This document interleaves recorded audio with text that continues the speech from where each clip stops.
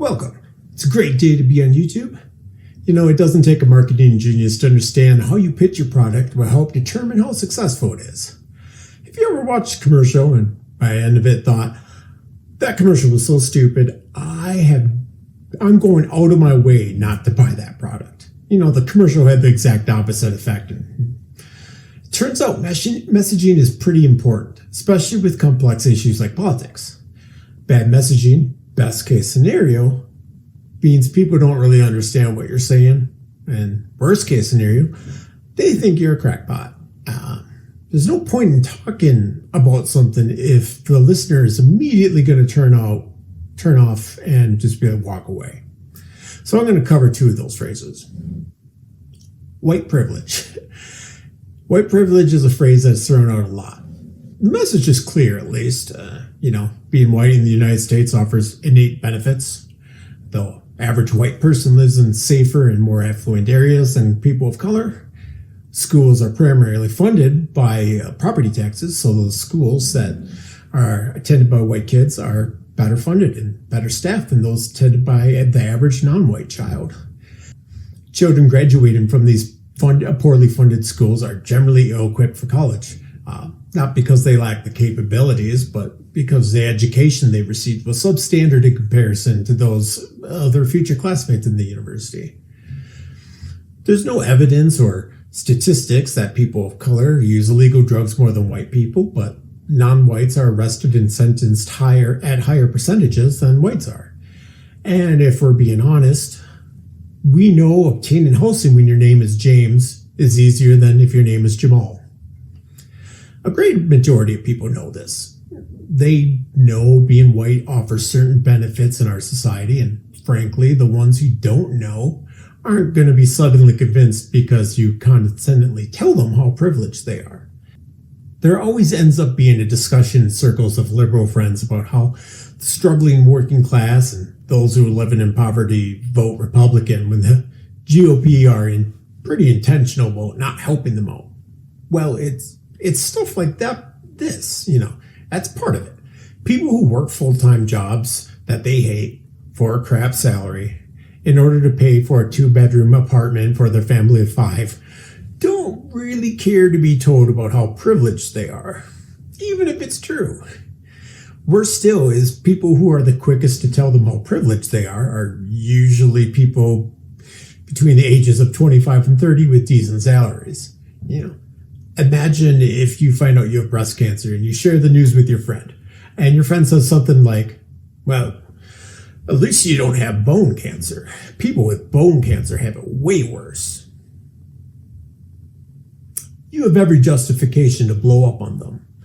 Okay, but my experience isn't less traumatic or dangerous just because there are more deadly cancers out there.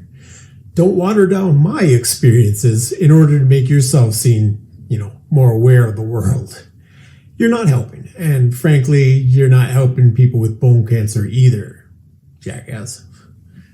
Let's circle back to messaging. What's the purpose of telling someone they're privileged? Most people who tell others that they are privileged would say is to point out that it could be worse. I disagree, though. I think it's a clear attempt to show publicly that you are very aware of the world. And this ignorant slut over here needs to be told of all the advantages they have over others. I know you're a simple moisture farmer on a desert road with 2 sons with no real shot at financial freedom. But sand people aren't even allowed to bank here. When was the last time you ever saw a sand person allowed in the cantina?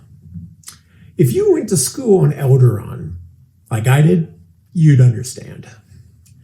Later in the bar with friends, I don't know why they keep voting for the Empire.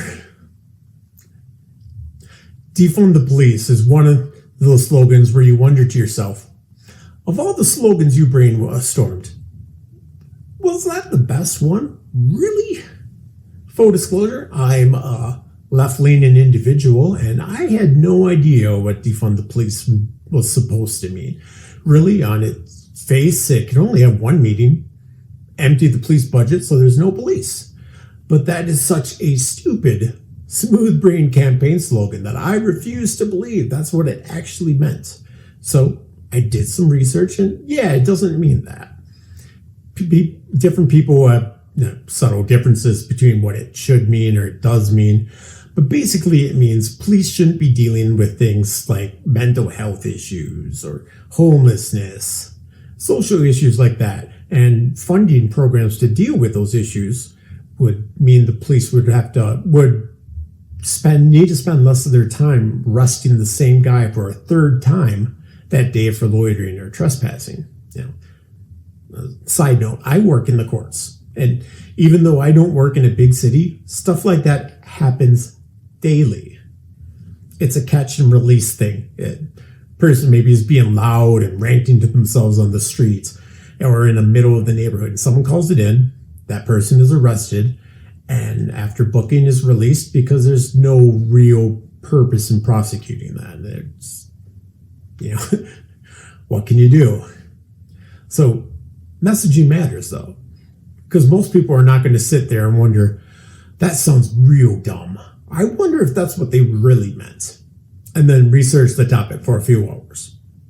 How many of you, dear viewers, are scrolling through YouTube and see a title with a video with a dumb title and wonder, I wonder what they really meant by that. I should study the topic first and then decide if that's something I want to watch. And if people are your political opponents, they can point to you and say, look how crazy those guys are. They want to get rid of the police. They're openly saying it. So think about what your slogan actually means. For Christ's sake. Or hire someone to do it for you.